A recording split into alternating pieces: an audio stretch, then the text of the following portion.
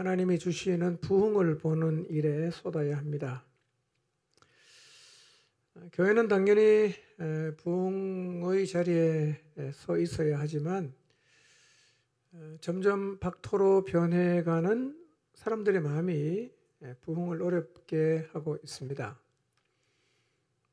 반성경적인 사상이 팽배하고 사는데 부족함이 없어지면서 신앙에 대해서 점점 무관심해지고 또 교회에 대한 반감으로 인해 신앙에 대한 부정적인 시각을 가지며 무엇인가에 중독이 되어서 모든 것을 귀찮아하고 무너진 가정에서 자라므로 관계를 힘들어하고 관계를 거부하는 것과 같은 이런 시대의 현상들은 사람들의 마음을 점점 박토로 만들고 있습니다. 실제로 마음이 박토가 되어버려 하나님과 말씀 자체에 관심이 없거나 거부하는 사람이 점점 많아지고 있습니다.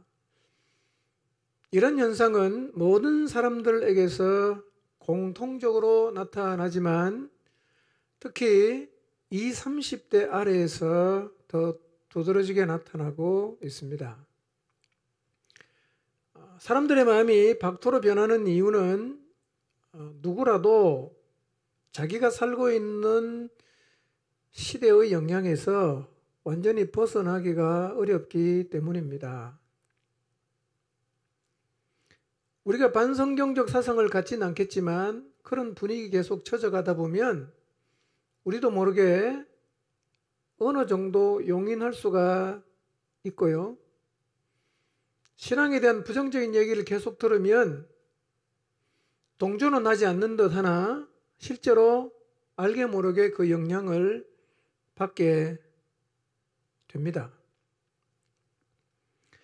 이렇게 사람들의 마음이 박토가 되다 보니까 하나님의 말씀에 대한 수용성이 떨어집니다.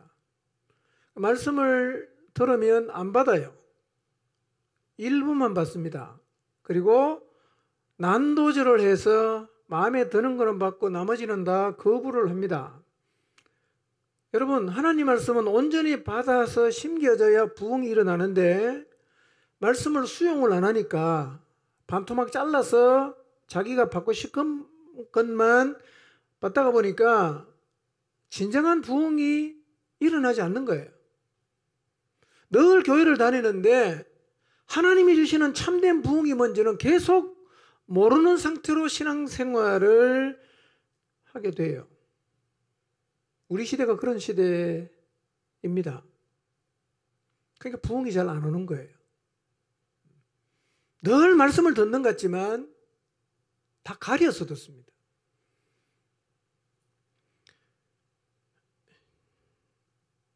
이런 시대에 교회가 하나님이 주신 사명을 감당하려고 하면 역으로 진짜 부흥을 경험해야 됩니다.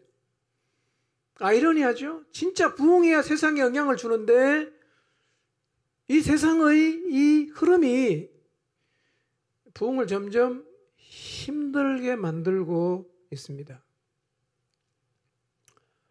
부흥해야 되는데 부흥하기가 점점 어려워지고 있다는 얘기입니다. 어떻게 해야 되죠? 어떻게 하면 교회가 부흥의 자리에 설 수가 있을까요? 뻔한 얘기를 또 하겠습니다. 다른 길이 없기 때문입니다. 첫째로, 무엇보다 하나님 말씀을 주야로 묵상하십시오. 묵상하면 묵상에 힘이 생깁니다.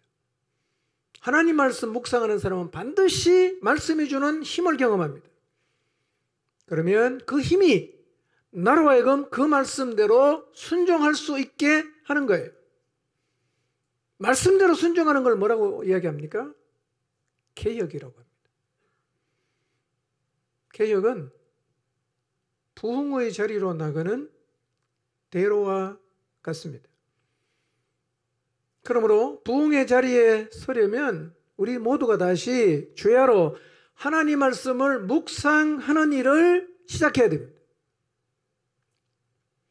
여러분, 여호수아는 장수였습니다.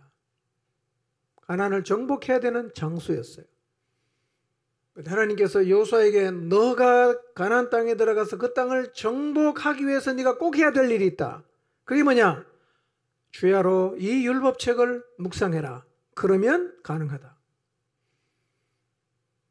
여러분, 장군에게 하나님이 전술을 가르쳐 주는 게 옳지 않겠습니까?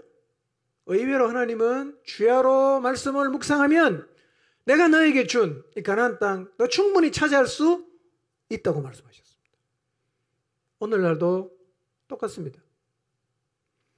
하나님 말씀을 주야로 묵상하는 자리에 서십시오. 어떻게 하든지 간에 하나님 말씀을 많이 읽으려고 노력하십시오. 그러면 여러분 영혼 살아납니다. 계속 성경 안 읽으면 제가 예언합니다. 절대로 못 살아납니다. 여러분 영혼을 굶겨놓고 힘을 내라고 하면 힘이 나겠어요? 한 일주일 굶어보세요. 그리고 가서 힘내라고 말해보십시오. 힘이 나는가? 안 납니다. 두 번째, 오로지 기도에 힘써야 합니다. 부흥하자는 말은 돌아가자는 얘기거든요. 어디로 돌아가자는 얘기입니까? 예루살렘 교회로 돌아가자는 얘기예요. 최초의 교회였던 예루살렘 교회로 돌아가자. 예루살렘 교회 안에 나타난 여러 가지 특징이 있는데 그 중에 가장 큰 특징이 뭐냐? 그 교회는 오로지 기도하는 교회였습니다. 전혀 기도에 힘쓴 공동체였어요. 그렇게 하나님 앞에 전심을 다해 기도했을 때 그 교회에 하나님이 주시는 놀라운 부흥이 일어났어요. 부흥을 보려면 기도에 힘써야 합니다. 기도해야 한다는 사실을 아는 것은 별로 중요하지 않아요. 그 정도는 다 압니다. 여기서 기도해야 된다는 건 모르는 분 안 계시죠? 그러나 실제로 기도하는 사람은 훨씬 적을 수 있어요. 여러분, 기도를요, 하루도 쉬지 말고 꾸준하게 한번 해보십시오. 어떤 일이 생기는가? 틀림없이 마음속에 간절함이 생기는데요. 이건 어디 갔어도 얻을 수 없는 거예요. 기도를 지속적으로 해서 마음속에 생기는 하나님을 향한 갈망, 영혼을 향한 갈망은 어디에 가서도 얻을 수 없습니다. 이것은 기도의 자리에 가야만 얻을 수 있는 거예요. 해보십시오. 누구라도 똑같은 경험을 합니다. 그래서 기도의 자리에 지속적으로 나가는 사람은 마음속에 더 큰 열망이 생깁니다. 더 큰 열망이 생겨요. 더 큰 간절함이 생깁니다. 이 자리에 서면 우리의 내면 속에 하나님이 주시는 부흥이 다시 일어나기를 시작합니다. 2021년 10월은 우리 모두가 하나님이 주시는 부흥을 경험하는 달이 되기를 바랍니다. 아멘. 네. 자, 오늘 설교 제목 같이 한번 읽어보겠습니다. 시작.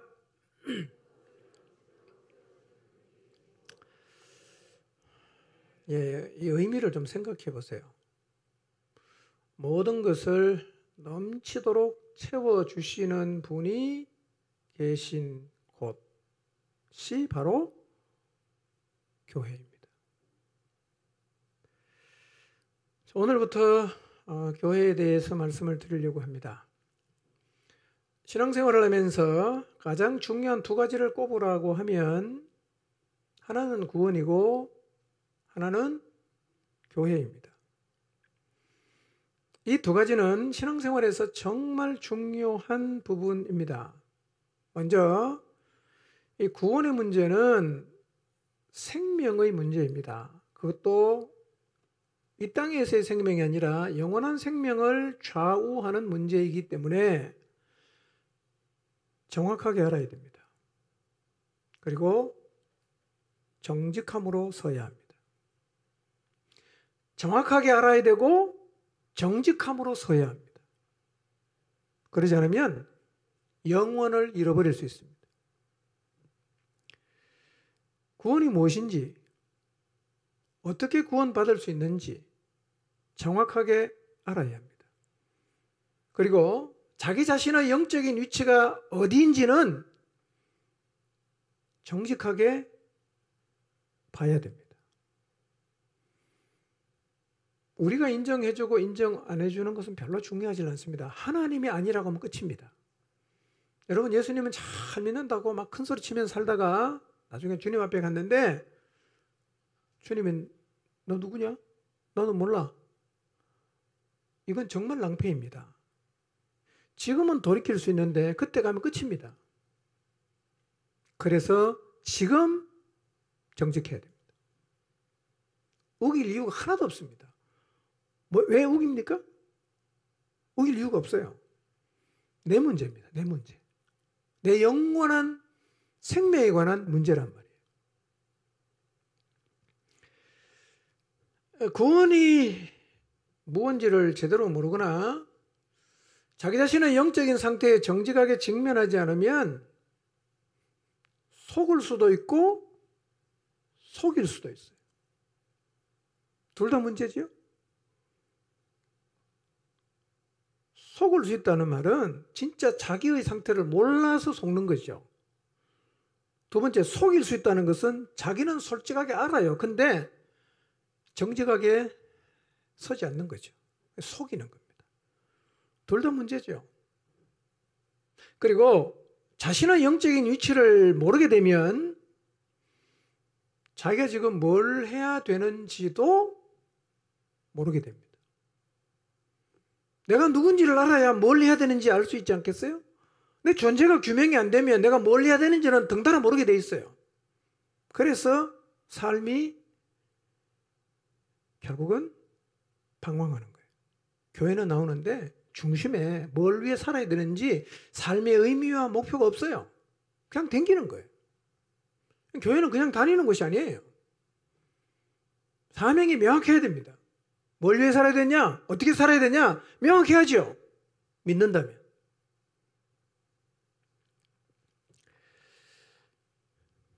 구원 중요합니다. 두 가지가 필요합니다. 정확하게 알아야 됩니다. 정직함으로 서야 됩니다. 그 다음에 중요한 게 뭐냐? 교회입니다. 교회. 교회가 어떤 것인지, 나하고 무슨 상관이 있는지, 이걸 아는 것은요, 구원을 얻는 것만큼이나 중요합니다. 왜냐하면 우리가 예수님 믿고 구원을 받으면 그 다음에 제일 중요한 게 뭐냐면 교회입니다. 교회. 교회는 한 사람의 신앙생활, 어쩌면 한 사람의 영혼에까지 영향을 미칩니다. 여러분, 한 사람이 어떤 교회를 만나느냐에 따라서 구원 이후 삶의 모습이 완전히 달라집니다. 교회는 한 사람의 신앙생활에 그만큼 영향을 미치는데요. 자, 오늘부터 몇 주간 교회에 대한 말씀을 상고하려고 합니다.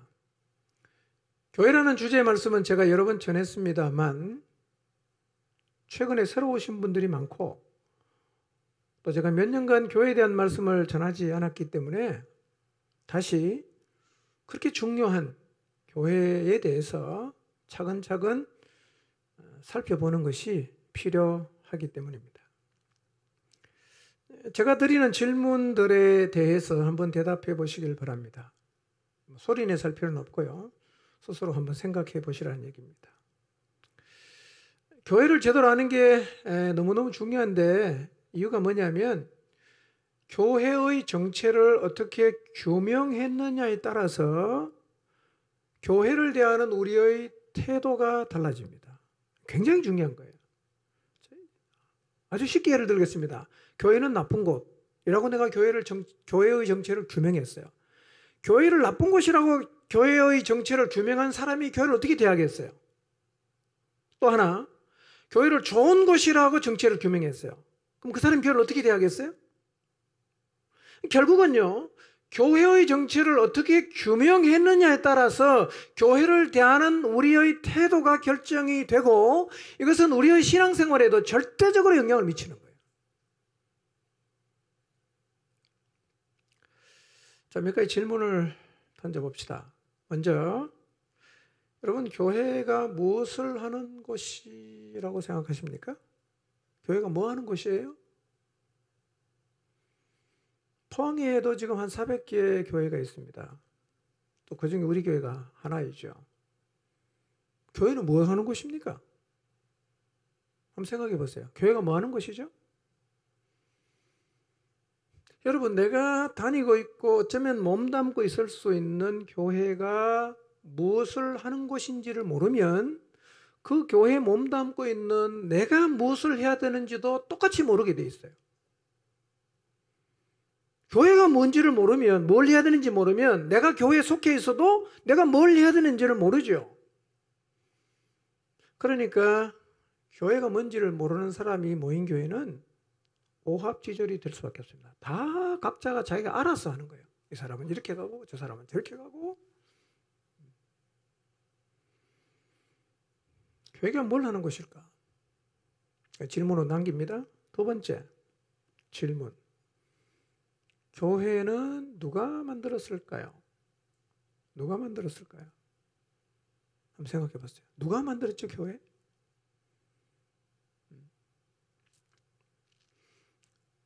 어느 나라에서 시작이 됐을까요? 영국에서 시작됐나요?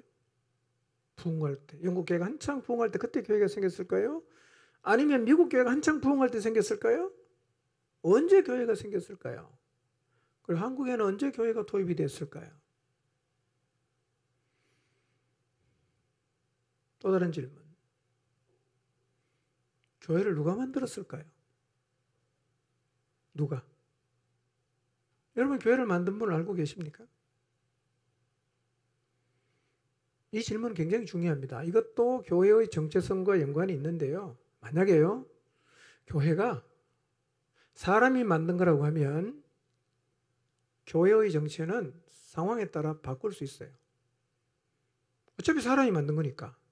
시대의 산물일 테니까 시대가 바뀌면 바꿔야 되지 않겠어요? 만약에 이게 하나님이 만들었다. 그러면 교회는 정체는 안 바뀌는 겁니다. 세상이 아무리 뒤집어져도 교회는 그대로 남아있어야 돼요. 누가 만드느냐는 거예요. 중요합니다.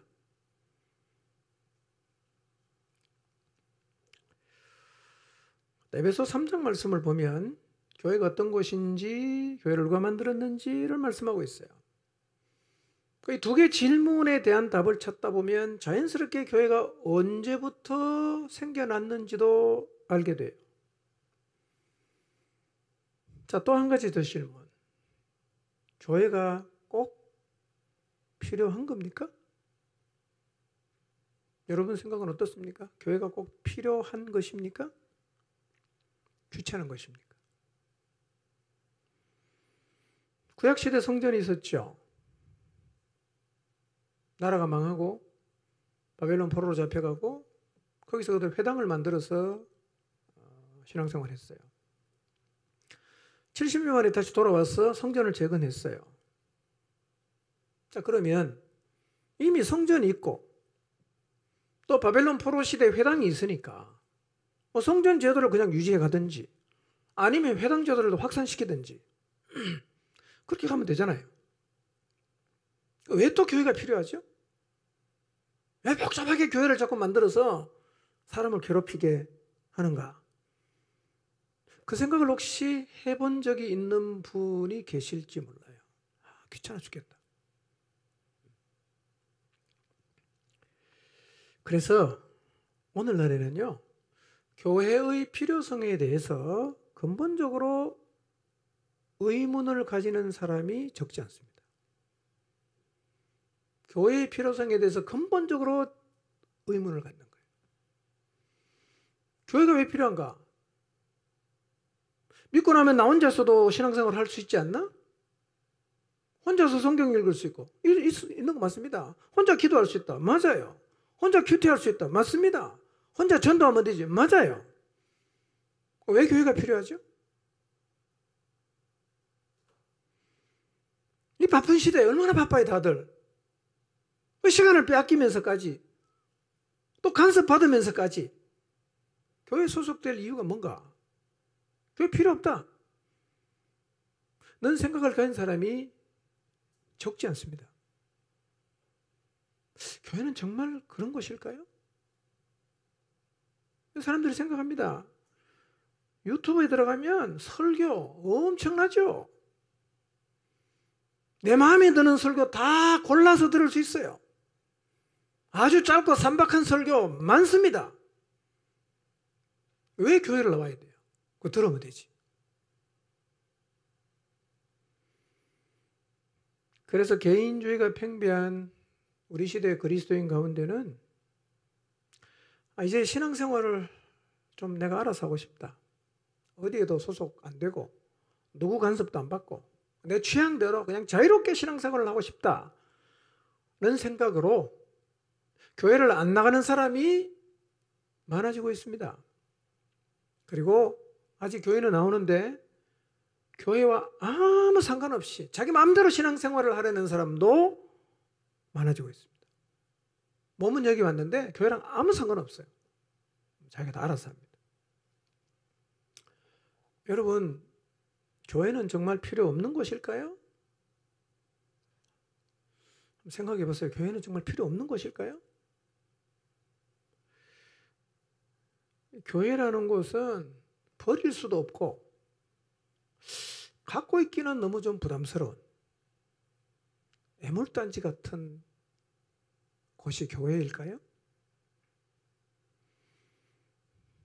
그렇다면 정말 교회가 그런 곳이라면 이 필요 없고 우리를 귀찮게 만드는 교회는 도대체 누가 만들었습니까?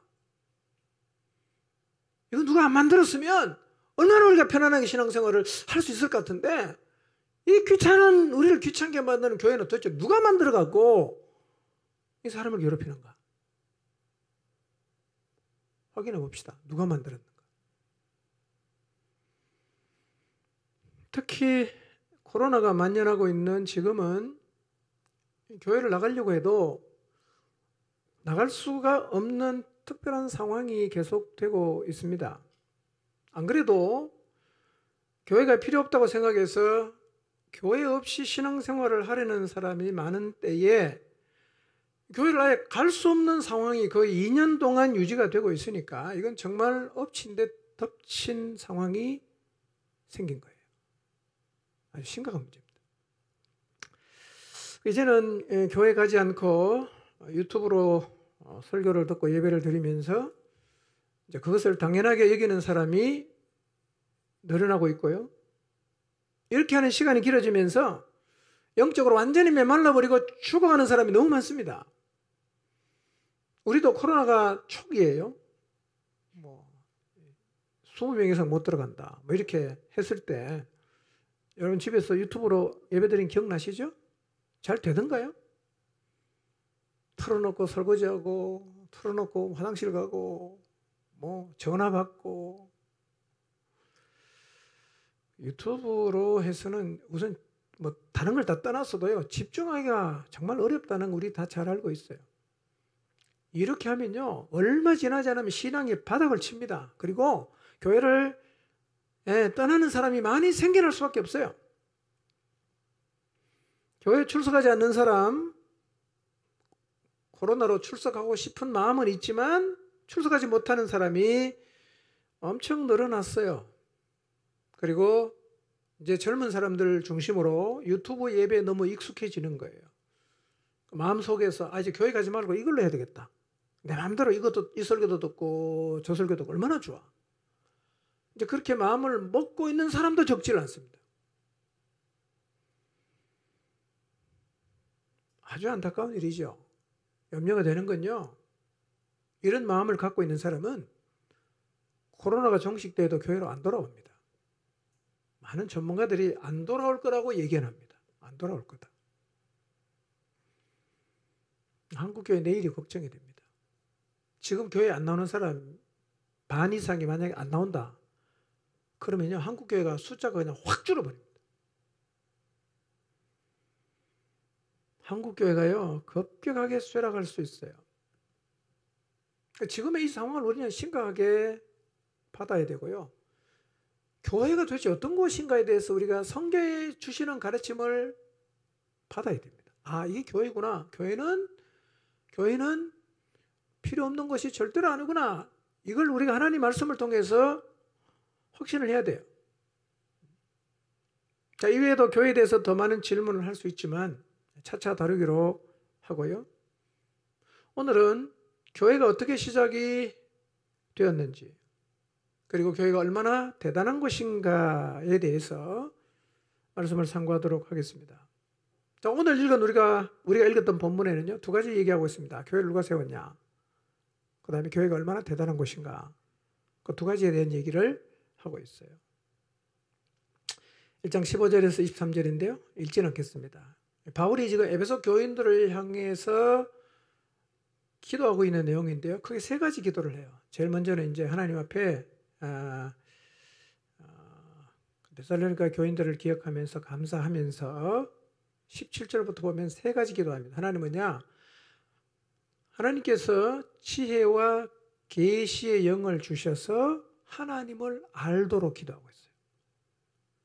이 기도에는요, 하나님을 알도록 기도를 계속해요. 하나님을 알도록. 두 번째 기도는 뭐냐? 마음의 눈을 좀 밝혀서 부르심의 소망이 무엇이고 하나님 앞에 가서 받게 되는 영광스러운 상속이 얼마나 풍성한지를 또 알 수 있도록. 세 번째 기도. 믿는 우리에게 강한 힘으로, 아주 강한 힘으로 활동하시는 하나님의 능력이 얼마나 엄청나게 큰지를 알도록 기도하고 있어요.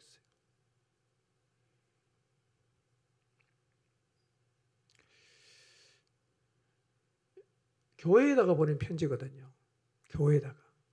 교회에 보낸 편지에 뭘 알려고요? 뭘 위해서 기도합니까? 하나님이 지혜와 계시의 영을 줘서 누굴 알도록? 하나님을 알도록 기도하고 있는 거예요. 무슨 얘기겠어요? 교회를 다니는데 하나님을 제대로 모르고 하나님이 이렇게 대단하신 분인데 우리는 요만큼밖에 모르는 거예요. 그러니까 하나님을 제대로 좀 더 알아가도록 기도하고 있는 거죠.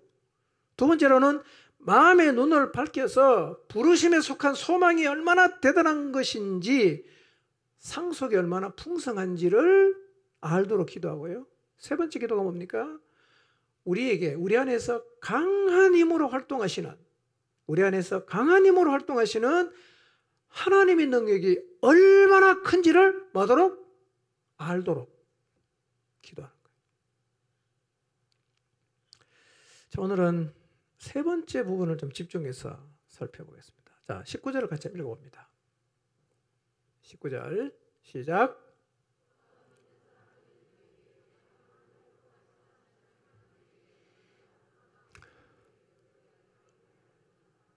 자, 한번 생각해 보세요. 이 말을 좀 묵상해 보세요. 믿는 사람들인 우리에게 강한 힘으로 활동하시는 하나님의 능력을 아십니까? 믿는 여러분의 마음 속에서, 여러분 속에서 강한 힘으로 활동하시는 하나님의 능력이 얼마나 큰지를 여러분 아십니까? 경험해 보셨어요? 그걸 알도록 바울이 기도하는 거예요. 교리로 아는 게 아니라 진짜 우리 안에서 강한 힘으로 활동하시는 하나님의 능력이 얼마나 크고 대단한지를 여러분 아십니까? 바울이 그걸 알도록 기도하고 있는 거예요. 여러분, 하나님의 능력이 우리 안에 역사했을 때 우리가 회개하고 예수님 믿게 됐어요. 하나님의 능력이 우리 안에 역사했을 때 우리를 끝까지 보존하십니다. 그리고 우리를 죽은 자 가운데서 앞으로 부활시킬 것이고 그리스도와 함께 하나님 보좌에 우리가 같이 앉게 될 것이고 그 다음에 결국 세상을 심판하고 믿지 않는 사람은 영벌로, 믿은 사람은 영생의 자리로 서게 하시는 것을 우리가 보게 될 거예요. 이 모든 것들을 하나님의 능력이 이룬다는 거예요. 이 모든 것을 하나님의 능력이 이루어요. 구원하시고 보존하시고 부활시키시고 하늘에 하나님 나라에 살게 하시고 그 다음에 믿지 않는 사람은 심판해서 영원한 형벌을 받게 하시는 이 모든 것을 무엇이 이루느냐? 하나님의 능력이 이룬다는 거예요. 실제로 하나님의 능력이 나타났을 때 이런 일이 있었어요. 사례 하나를 사도 바울이 소개하고 있는데요. 어떤 일이 일어났는가? 1장 20절과 21절을 봅시다. 하나님의 능력이 나타났을 때 이런 일이 일어났어요. 읽어보겠습니다. 시작. 그리스도 안에서 역사하사 죽은 자들 가운데서 다시 살리시고 하늘에서 자기의 오른편에 앉히사 모든 통치와 권세와 능력과 주권과 이 세상뿐 아니라 오는 세상에 일컫는 모든 이름 위에 뛰어나게 하시고 그의 발 아래 복종하게 하시고 그를 만물 위에 교회의 머리로 삼으셨느니라. 자, 20절 위에 봅시다. 그의 능력이 어디서 역사했어요? 그리스도 안에 역사했다는 겁니다. 자, 하나님의 능력이 예수 그리스도 안에서 역사했을 때 나타난 결과가 있어요. 그걸 한마디로 말하면 이겁니다. 하나님의 능력이 예수님 안에 역사했을 때 하나님의 약속이 다 이루어졌어요. 하나님의 능력이 역사하면 하나님이 우리에게 주신 약속이 다 이루어집니다. 구체적으로 뭐가 이루어졌냐? 그리스도를 죽음에서 다시 살리셨어요. 하늘에 오르게 하시고 하나님 오른편에 앉게 하셨어요. 그리고 이 세상뿐 아니라 오는 세상에 일컫는 모든 이름 위에 뛰어나게 하시고 그 다음에 만물을 그 발 아래다 복종하게 하셨어요. 그 다음에 예수 그리스도를 만물 위에 교회의 머리로 삼으셨어요. 근데 이 일들은요, 그냥 된 일이 아니고 전부 예언된 일이에요. 예언된 일이 하나님의 능력이 그리스도 안에서 역사했을 때 다 이루어졌다는 거예요. 자, 그게 정말 예언되어 있는가 확인해 보겠습니다. 자, 그리스도의 부활에 대한 약속이 있어요. 시편 16편 8절에서 11절인데 10절만 읽어보겠습니다. 시작. 이는 주께서 내 영혼을 소홀에 버리지 아니하시며 주의 거룩한 자를 멸망시키지 않을 것임이니이다 그랬어요. 자, 이 말씀은요, 오순절날 베드로가 예수님의 부활을 설명하면서 이 시편을 인용했어요. 이 내용이 사도행전 2장 25절과 28절에 인용이 되어 있어요. 이 시편은 다윗이 한 얘기입니다. 그리고 사도행전 13장 35절과 37절에도 인용되고 있는데 이게 뭐냐면 그리스도가 부활한다는 약속이에요. 구약에. 그런데 이 약속을 그리스도의 하나님의 능력이 그리스도 안에 역사하니까 어떻게 됐다? 이루어졌다는 거예요. 그 다음 약속. 하나님께서 그리스도를 자기 자신의 오른편에 앉히는 것도 그냥 된 게 아니고 약속입니다. 시편 110편 1절을 보겠습니다. 자, 짧으니까 읽습니다. 시작. 말씀하시기를 너는 내 오른쪽에 앉아 있으라 하셨도다 그랬죠? 이것도 시편 기자가 메시아에 대한 예언인데요. 너는 내 오른편에 앉아 있으라 라고 약속했어요. 있을 것이라고 약속했는데 진짜 예수님이 부활하신 다음에 어디 가십니까? 하늘에 오르셔서 하나님 오른편에 앉으셨어요. 누가 이루었어요? 하나님의 능력이 그리스도 안에서 역사하니까 이루어졌단 말이에요. 자, 그 다음 모든 것을 그리스도에게 복종시킨다는 약속도 있어요. 시편 8편 6절 읽어봅니다. 시작. 주님께서 손수 지으신 만물을 다스리게 하시고 모든 것을 그의 발 아래에 두셨습니다. 부활하신 그리스도가 모든 것을 통치하게 될 거라고 약속했는데 이 약속도 하나님의 능력이 그리스도 안에서 역사하니까 이루어졌어요. 마지막, 예수님께서 교회의 머리가 되신 것은요, 구약 성경에는 언급이 없어요. 왜 그러냐면 교회는 구약 시대에는 비밀이었어요. 그런데 이 하나님의 비밀을 깨달은 바울이 에베소서를 통해서 영원 전부터 하나님이 계획하고 있었던 곳이 교회라고 밝히고 있어요. 자, 에베소 3장 6절, 9절, 10절, 11절에 읽어보겠습니다. 좀 길긴 하지만 읽어야 의미를 이해할 수 있을 것 같아요. 자, 읽어봅시다. 시작. 그 비밀의 내용인즉 이방 사람들이 복음을 통하여 그리스도 예수 안에서 유대 사람들과 공동 상속자가 되고 함께 한 몸이 되고 약속을 함께 가지는 자가 되는 것입니다. 만물을 창조하신 하나님 안에 영원전부터 감추어져 있는 비밀의 계획이 무엇인지를 모두에게 밝히게 하셨습니다. 그것은 이제 교회를 통하여 하늘에 있는 통치자들과 권세자들에게 하나님의 갖가지 지혜를 알리시려는 것입니다. 이 일은 하나님께서 우리 주 그리스도 예수 안에서 성취하신 영원한 뜻을 따른 것입니다. 6절을 잘 보세요. 6절. 이방 사람들이 복음을 통해서 유대인과 뭐가 돼요? 공동 상속자. 이건 있을 수 없는 일이에요. 유대인들은 이방인을 짐승이라고 그랬습니다. 이방인은 천국의 불쏘시개로 썩기 위해서 하나님이 창조했다. 유대인들은 그렇게 생각했어요. 그러니까 어떤 일이 벌어집니까? 우리가 유대인과 공동 상속자가 돼요. 그 다음에 한 몸이 돼요. 그 다음에 똑같은 약속을 가진 사람이 되는 거예요. 이게 뭐냐면 아브라함에게 주신 약속의 성취란 말이에요. 하나님은 아브라함에게 무슨 약속을 주셨느냐? 아브라함을 통해서 이스라엘 민족을 만들긴 했지만 아브라함에게 주신 약속은 뭐냐면 너의 후손을 통해서 누가 복을 받아요? 천하 만민이에요. 천하 만민. 그럼 천하 만민이 복을 받으니까 유대인과 이방인이 공동 상속자가 되는 거예요. 그 다음에 한 몸이 되는 거예요. 그 다음에 약속을 함께 가지는 자가 되는데요.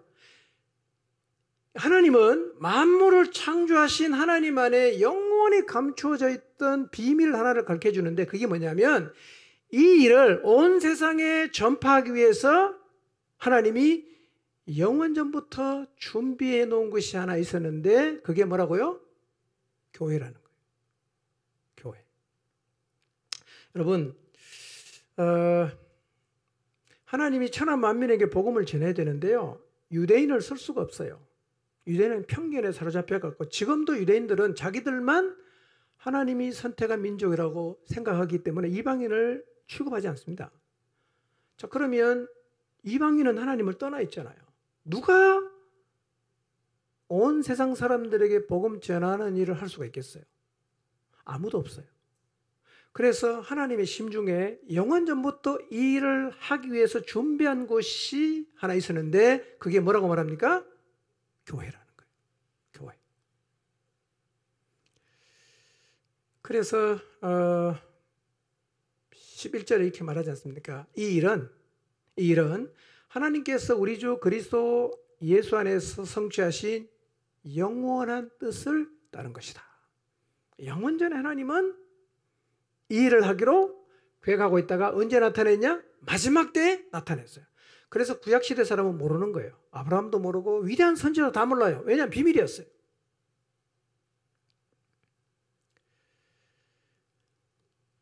자, 이렇게요. 하나님께서 영원 전부터 예수 그리스도를 통해서 성취하시려고 한 게 두 개가 있어요. 하나는 뭐냐면 인류를 구원하는 겁니다. 이거 언제 완성됐습니까? 예수 그리스도의 십자가와 부활을 통해서 완성하셨어요. 두 번째로 하나님 마음에 있었던 계획이 뭐냐면 교회입니다. 구원의 역사를 완성하신 하나님께서 이제 하나님의 두 번째 계획을 이루시는데 그게 뭔가 봤더니 교회라는 거예요. 뭘 보면 아냐? 뒤에가 설명하겠지만요. 이 모든 일을 다 이루신 다음에 하나님께서 예수님을 뭐가 되게 하셨어요? 뭘로 세우셨어요? 교회의 머리로 세우셨어요. 이게 무슨 의미인가는 제가 뒤에가 설명하죠. 자, 결국은 이거예요. 하나님의 능력이 그리스도 안에서 역사했을 때 하나님께서 예수 그리스도에게 하셨던 모든 약속이 다 이루어졌어요. 이게 능력이란 말이에요. 약속을 이루어가는 게 뭐다? 하나님의 능력이에요. 요셉과 마리아의 아들로 오셔서 예수님은 나사렛 사람이라고 불렸어요. 마옥간에서 태어났습니다. 그리고 30세가 된 이후부터 하나님 나라의 일을 이야기하면서 자기가 세상을 구원하기 위해서 오신 구원자라고 계속해서 이야기했지만 사람들은 안 들었어요. 그래서 바리새인과 서기관과 대제사장에 의해서 신성모독자로 정죄되고 십자가에서 죽었습니다. 사람들은 생각했어요. 저 사람이 십자가에 죽고 나면 그가 했던 모든 말은 사라질 것이고, 그래서 잠시라도 유대 사회를 들썩였던 소동은 찻잔 속의 태풍으로 다 사라질 거다라고 생각을 했어요. 근데 예수님이 죽고 나서도 살아있을 때 자꾸 부활한다는 얘기가 대제사장의 마음에 걸렸습니다. 찜찜했어요. 그래갖고 예수님의 무덤에 누굴 보냅니까? 병사들 보내서 지켰어요. 그런데 그리스도 안에는 누가 역사합니까? 하나님의 능력이, 하나님의 큰 능력이 역사를 했단 말이야. 그러니까 어떻게 합니까? 예수님께서 부활하신 거죠. 죽음을 깨치고 부활하셨다는 것입니다.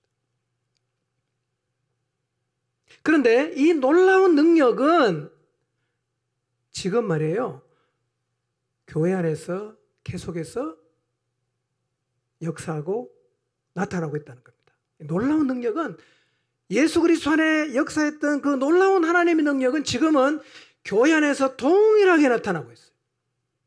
여러분, 지금도 사실은 예수님 당시처럼 사람들이 하나님 무시하고 또 반대하고, 이게 대세잖아요. 그리고 노골적으로 우리의 신앙을 그냥 아주 그냥 우습게 여기고 있지만, 우리가 기억해야 될 건요, 지금도 하나님의 능력은 뭘 이룰까요? 하나님이 주신 약속을 이루십니다. 지금 여러분의 삶 가운데서도 하나님이 주신 모든 약속을 누가 이루느냐? 하나님의 능력이 지금도 이루어가고 있습니다. 이걸 잊지 마시기를 바랍니다. 우리는 그날 하나님을 부정했던 모든 사람들이 심판의 자리에 서고 하나님의 진노와 형벌을 받는 것을 보게 될 것입니다. 그때 우리는 하나님이 우리에게 약속하신 천국에서 영광스럽고 풍성한 상속을 누리게 될 것입니다.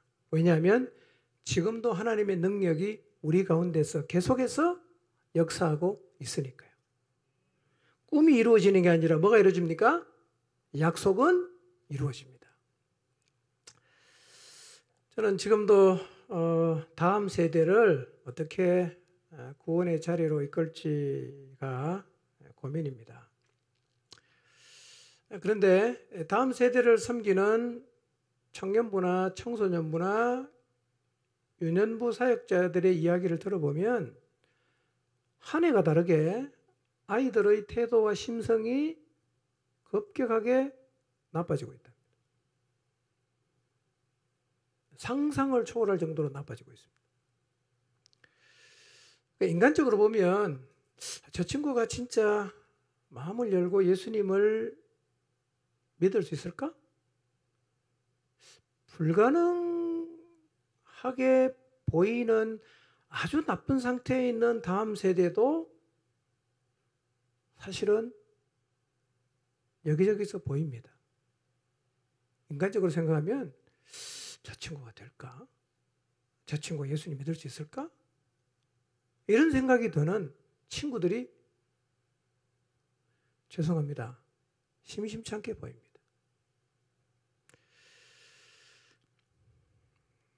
게임에 중독되고 말씀에 관심이 없고 관계도 싫어하고 어떻게 손을 쓸 수가 없어요. 근데 이 모든 것이 다 뭐겠어요? 사단의 관계죠. 사단의 관계죠. 교회는 음부의 권세를 이긴다고 예수님이 말씀을 하셨습니다. 그리고 복음의 능력은 시대와 상관없이 영혼을 구원할 능력을 갖고 있습니다. 여전히. 저는 그래서 이 영혼들도 구원의 자리에 서게 되리라고 생각합니다. 여러분, 우리가 우리의 자녀를 위해서 하나님 앞에 기도하고 있다. 무슨 의미라 그랬죠? 우리가 기도하면 하나님이 응답하시겠다는 약속이 있죠. 그럼 내가 기도하는 것에는 뭐가 있다는 얘기입니까? 하나님이 주신 약속이 있다는 거잖아. 그럼 약속은 이루어집니까? 안 이루어집니까? 하나님의 능력이 무엇 때문에 우리 가운데 역사합니까? 약속을 이루기 위해서 역사한단 말이에요. 그러니까 약속은 반드시 어떻게 된다? 이루어져요. 이루어져요. 다만 사단의 방해가 너무 강해지고요. 이 세대 자체에 살고 있는 사람들의 마음이 하나님께로 나갈 수 없는 박토로 만들고 있기 때문에 설렁설렁해서는 영혼을 건져낼 수가 없습니다. 정말 대대적으로 우리가 싸워야 됩니다. 느슨해진 상태로는 다 잃어버립니다. 하나님께 매달려야 합니다. 우리가 더 강해져야 됩니다. 그러면 그 영혼을 건져낼 수가 있을 것입니다. 인간적으로 생각해서 안 될 것 같으니까 안 된다고 말해서는 안 되겠죠? 우리 하나님의 약속을 믿어야 돼요. 하나님의 능력은 그 약속을 반드시 이루어가기 때문입니다. 그 다음 세대의 구원을 위해 기도하다가 하나님이 주신 마음을 좀 나눕니다. 이번에는 제가 다음 세대들을 개인적으로 만나려고 합니다. 근데 명단을 보니까 다음 세대에 한 8, 90명 되더라고요. 제가 8, 90명을 다 만날 수는 없어요. 시간이 도저히 안 되니까. 1차적으로 교인 자녀들을 먼저 만나려고 합니다. 이해해 주시기 바랍니다. 일단 교인 자녀들 먼저 예수님 믿고 좀 구원의 자리에 좀 서게 한 다음에 그 다음에 순차적으로 가도록 하겠습니다. 청년부에서 다음 세대들의 영적인 상태를 뭐 다 파악하고 있겠죠. 목자들이 어떤 상태인가 다 파악하고 있습니다. 그런데 이번에는 부모가 신청하는 자녀를 제가 만나겠습니다. 신청하는 사람을 만납니다. 지금의 상황은요, 자녀의 구원을 위해서 목숨을 걸고 간절하게 기도하며 힘을 보태실 분, 그 다음에 자녀가 복음을 듣는 자리에 서게 하는 일에 최선을 다하는 분이 아니면 제가 만나는 게 그다지 의미가 없을 수 있기 때문에 그렇게 하기로 했습니다. 그런 마음으로 자녀의 구원을 위해서 헌신하실 부모님들께서는 신청해 주시기 바랍니다. 신청서 양식은 곧 준비해서 비치할 텐데요. 조건이 있습니다. 조건이 6가지입니다. 6가지. 읽어보시고 그렇게 할 준비가 되신 분은 이름 적어내시고 그걸 자신이 없는 사람은 좀 더 기도하고 다음에 신청하셔도 상관없습니다. 6가지는 굉장히 쉬운 겁니다. 마음만 먹으면 다 할 수 있어요. 돈 드는 거 전혀 아니고 하나님을 향해서 여러분이 자녀를 사랑하는 마음만 가지고 계시면 돼요. 6가지 조건을 적어서 신청서를 뒤에 둘 테니까 읽어보시고 내가 이렇게 하겠습니다. 그리고 신청하시면 제가 날짜를 정해서 만나도록 하겠습니다. 일단 신청하신 분들이 정해지면 그분들을 만나서 좀 구체적으로 상의할 것입니다. 얼마나 많은 분이 신청할지는 잘 모르겠지만요. 제가 10월 하순부터 11월까지 신방할 계획인데요. 한 20여 명 정도로 생각하고 있습니다. 저도 이 일을 위해서 많이 기도하겠습니다. 신청하실 분도 진짜 목숨 걸고 하나님 앞에 기도하시고 함께 해주신다면 하나님께서 하나님의 능력이 그 사람 안에 역사해서 혹은 여러분 안에 역사해서 하나님 우리에게 주신 약속의 성취를 보는 자리에 서게 하실 것입니다. 바울이 19절의 기도가 뭡니까? 하나님의 능력이 우리 안에 역사하면 하나님의 약속 약속이 성취되는 것을 알라는 거예요. 이게 기도 제목입니다. 여러분, 바울은 지금요, 에베소 교회의 교인이 약속을 이루어 가시는 하나님의 능력이 지금 에베소 교회 안에 있다는 사실을 알도록 기도하고 있는 거예요. 여러분이 놀라운 사실을 아시기를 바랍니다. 예, 하나님의 능력이 우리 가운데 역사에서 그분이 주신 약속을 지금도 이루시고 계신다는 사실을 아시기를 바랍니다. 알아야 돼요. 자, 그 다음 중요한 겁니다. 22절 한번 읽어보겠습니다. 읽습니다. 시작. 그분을 만물 위에 교회의 머리로 삼으셨습니다. 자, 이 말씀은 좀 여러 번 읽어보시면 좋아요. 자, 하나님께서 만물을 그리스도의 발 아래 굴복시킴으로 하나님이 그리스도를 향해서 하신 약속이 다 성취가 됐죠. 부활하시고 하나님 보좌 우편에 앉게 하시고 모든 이름에 가장 높이시고 그 다음에 만물을 그리스도의 발 아래 굴복시켰어요. 그렇죠? 다 이루었잖아. 이걸 끝나야 되잖아. 근데 또 이어집니다. 그 다음 뭐 하셨어요? 그분을 만물 위에 교회의 머리로 세웠다. 이게 무슨 의미일까요? 여러분, 언제 예수님이 교회의 머리가 되셨어요? 그러니까 구원의 역사를 완성하신 후에 그 다음에 교회의 머리로 세웠는데 이런 얘기입니다. 자, 보세요. 그리스도를 이 땅에 보내시고 십자가에 죽게 하시고 부활하시고 오른편에 앉게 하시고 모든 일에 뛰어나게 하시고 모든 것을 복종하게 하셨어요. 이걸로 끝이 나야 될 것 같지 않아요? 구원 완성했으니까. 근데 이어지는 거예요. 그 다음 뭐 하십니까? 이분을 교회의 머리로 세웠다는 거죠.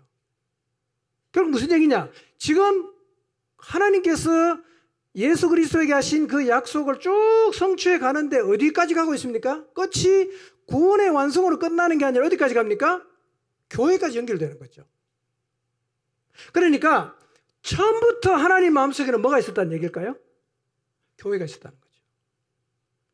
교회라는 목적으로 그냥 쭉 가다가 구원의 역사를 완성하신 다음에 이제는 이 구원의 역사를 온 세상 사람에게 전해야 되잖아. 그런데 이 복음을 전하는 도구로 영원전부터 하나님이 계획해 놓은 게 뭐였어요? 교회였단 말이야. 그러니 이제는 그 다음 역사를 진행하기 위해서 이 예수 그리스도를 교회의 뭘로? 머리로 세웠다는 거죠. 그러니까 뭐가 목적인 것 같아요? 구원이 목적이 아니라 교회가 목적이에요. 그러니까 구원한 걸로 끝나는 게 아니라 온 세상 사람들에게 이 구원의 복음을 전하는 것이 처음부터 하나님의 마음속에 있었던 계획이란 말이에요. 뭘로 그걸 이루냐? 교회를 통해서.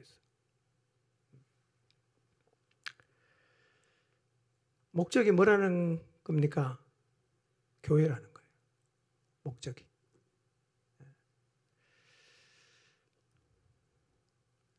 그러니까 구원을 완성하신 후에 갑자기 교회가 등장하잖아요. 예고도 없습니다. 갑자기 등장해요. 무슨 얘기겠어요? 이미 하나님 마음에는 뭐가 있어요? 교회가 있어요. 이미 마음에 교회가 있어요. 그러니까 결국 이 말은 교회가 누구 작품이에요? 하나님의 작품이에요. 교회는 사람이 고안한 게 아닙니다. 사람이 디자인한 게 아니에요. 사람이 만들었으면 언제든지 뒤집어 볼 수 있죠. 구조도 다 바꿀 수 있습니다. 근데 이 교회는 사람이 디자인한 게 아니라 영원전부터 하나님 마음속에 있었기 때문에 구원의 역사를 완성하시고 바로 하나님이 다음 단계로 넘어가는 것이 교회였습니다. 그리고 구원자 되신 예수 그리스도를 교회의 뭘로? 머리로 세우셨어요. 자, 이 부분은 다음에 좀 상세하게 말씀드리겠습니다.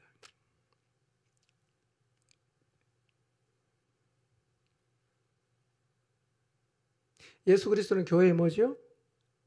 머리입니다. 머리.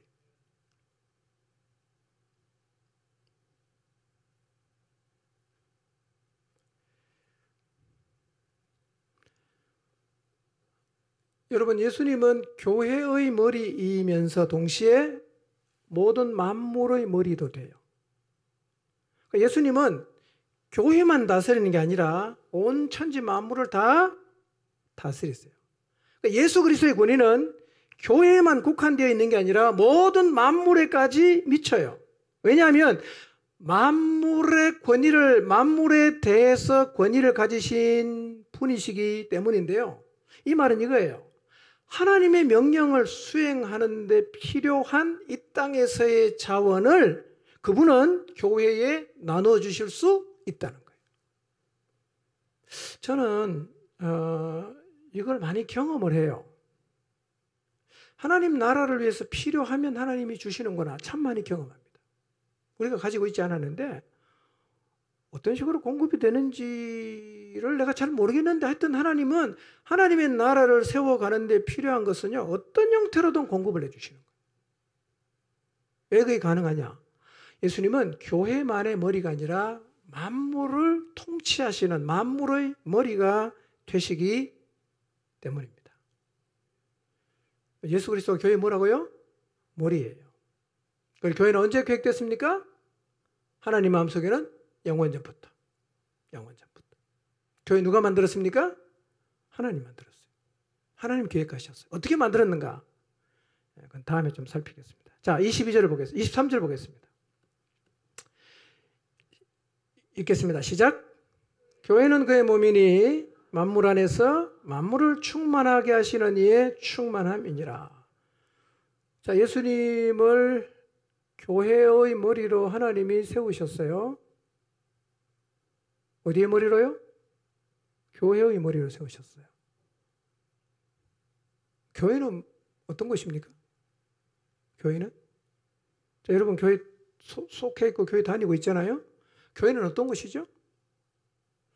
23절에 두 가지를 얘기하는 거예요. 첫째 뭐다? 그분의 몸이다. 그분의 몸이다. 여러분, 교회는 어떤 것이냐면 예수님, 만물을 다스리시는 예수 그리스도를 머리로 모시고 하나님의 계획을 이루어가는 곳이에요. 대단한 것입니다. 머리가 나쁘면 뭐가 고생하죠? 몸이 고생하죠?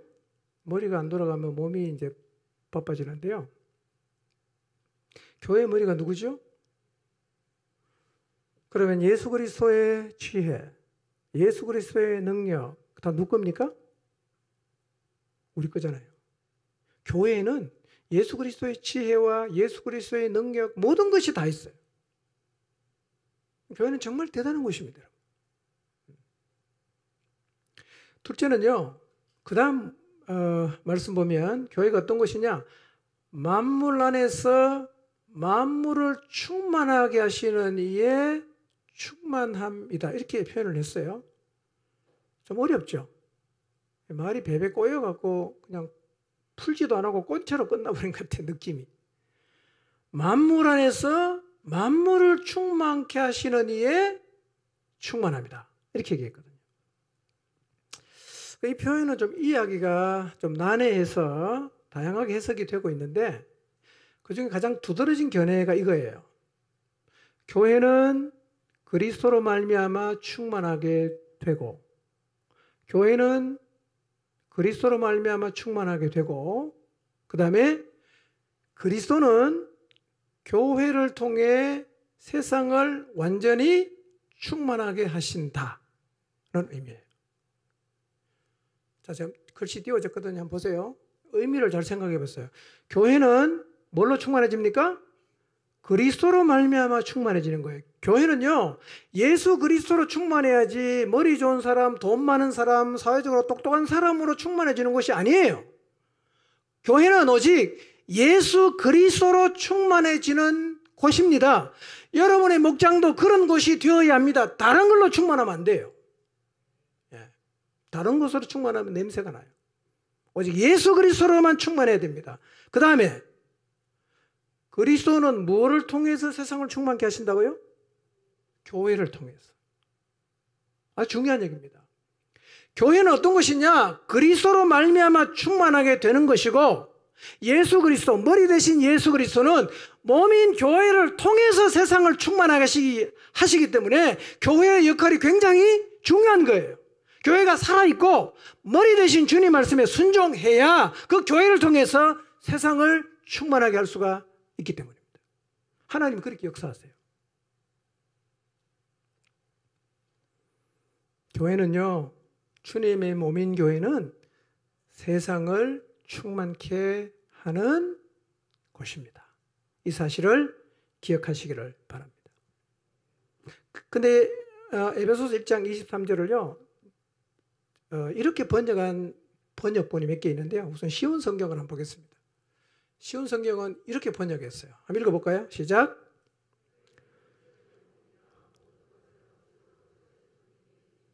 예, 이건 설교 제목이에요. 교회가 어떤 것입니까?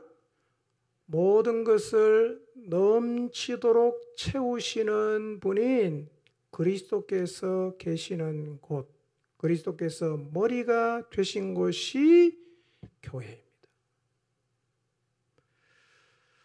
여러분, 교회는 세상을 충만하게 하는 곳입니다. 교회는 모든 것을 넘치도록 채우는 분인 그리스도께서 계신 곳입니다. 그래서 여러분, 이런 교회가 세상에 짓밟히면 안 되잖아요. 세상을 충만하게 해야 되는 교회가 세상에 밟히면 어떻게 해요?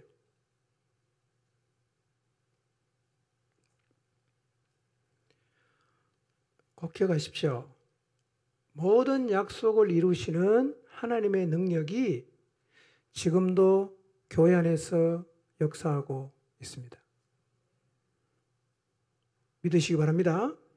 여러분에게 하나님이 주신 약속도 있죠. 그 약속을 이루기 위해서 뭐가 역사하고 있습니까? 하나님의 엄청난 능력이 지금도 계속해서 역사하고 있습니다. 그리고 예수 그리스도는 이 교회를 통해서 온 세상을 완전하게 충만하게 하시기를 원하세요. 이 사실을 기억하시기를 바랍니다. 교회는 세상에 밟히면 안 되고 교회는 세상을 충만하게 해야 되는 것입니다. 그렇게 하려면 전제 조건은 뭐겠어요? 교회가 교회다워야.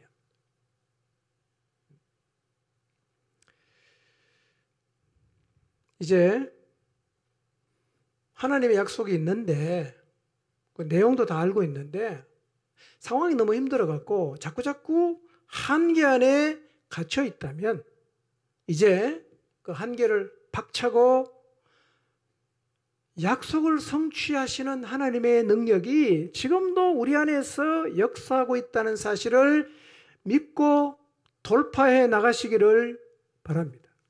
믿고 돌파하십시오. 의심이 생기면 에베소서 1장 다시 읽어보세요. 이 능력이 예수 그리스도 안에 역사했을 때 어떤 일이 일어났는가? 예수 그리스도를 향해서 하신 모든 약속을 다 이루었어요. 그래서 오늘날도 우리 가운데 역사하시는 하나님의 능력이 무슨 일을 주로 하냐? 우리에게 주신 약속을 이루시는 거예요. 이 사실을 믿으시기를 바랍니다. 아, 하나님 내게 약속하셨다면 이 약속이 이루어지겠구나. 하나님은 지금도 이 약속을 이루기 위해서 열심히 그분의 능력을 드러내시고 계시겠구나 라는 사실을 믿으시고 한계에 갇히지 마시기를 바랍니다.